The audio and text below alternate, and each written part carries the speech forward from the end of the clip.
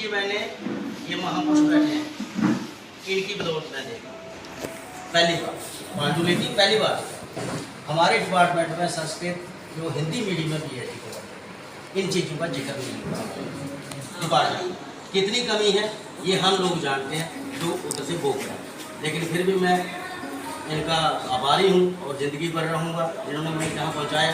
तो हम देख रहे हैं इस विरासत को, कोई आता है विद्वान तो उससे कुछ परामर्श देते हैं, देखते हैं, सुनते हैं। आपने इस तरह से हमारा वेलकम किया, सम्मान किया और स्वागत किया।